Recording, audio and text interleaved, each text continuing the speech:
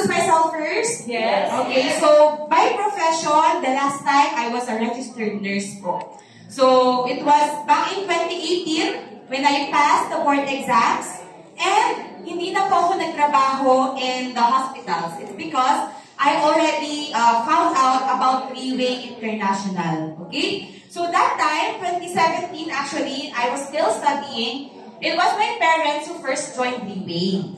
Okay? Because my father has a lot of health conditions, and that's why they decided to buy the product. But they did not do Three-Way International until few years later, okay, when I joined in 2019, I mean.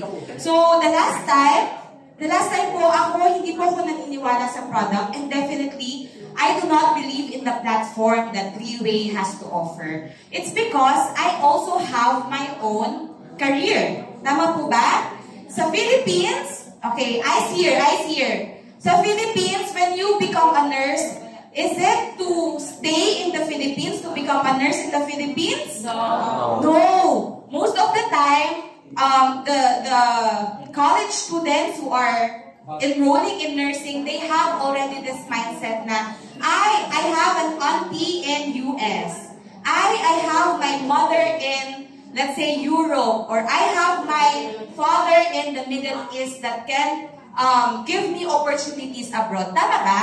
Wala naman sa Philippines na gugustuhin maging nurse para manatiling nurse sa Philippines. Is that right? Yes. Okay. And so, I also had that kind of mindset the last time. Actually hindi ko po gusto maging nurse. I wanted to become a doctor. Okay, bakit doctor? It's because I have this health condition in my ovaries that made me want to become an OB-GYN the last time. Okay, but then I realized, pag doctor pala, no, kailan ka magsa-start ng earn ng money? Pag doctor ka. Years after. 10 years, maybe I'm already 30, 35 when I start earning my first 20,000 pesos. Tama ba? Yes. That's a doctor here in the Philippines. And if you know, I know a lot of people na nag-aaral ng medicine, and most of the time, even though they are earning, most of the time, yung earning nila nababalik sa patients. Bakit? Kasi kawawa ang mga patients na wala money. Tama ba? And so, when I entered Three-Way International, again, at first, I was very skeptic. But because I attended events, I did not notice that slowly by slowly, I am getting influenced by the environment inside Three-Way International. So, can you see what is the environment inside Three-Way? Yeah. Pag nakita nyo po, umikot lang yung paningin nyo sa likod, okay, sa gilid nyo, kalahati ng room, they're all very corporate attire. Tama ba? Yes. And that is part of that environment inside Three-Way. Ano pa? When you talk about negativities here in Three-Way, you try to talk to your seatmate about negativity. I'm very sure, pag Three-Way person na yan, hindi niya papakinggan yung negativity. Tama ba?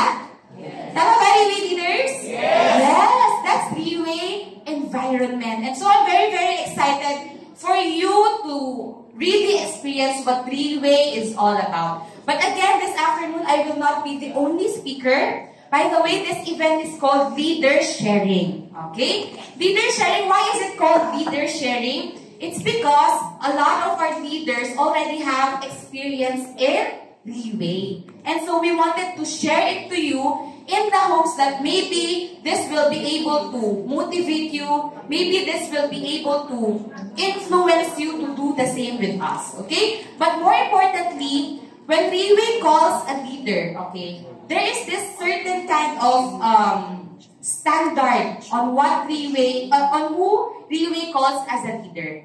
And sino po yung mga tinatawag ni Three-Way na leaders? Most of the time, Three-Way considers that a person is already a leader when he or she reaches a Diamond 3-star na rank. Okay, so may I see the hands of Diamond 3 stars in the room? Diamond 3 stars and above. Kundi lang?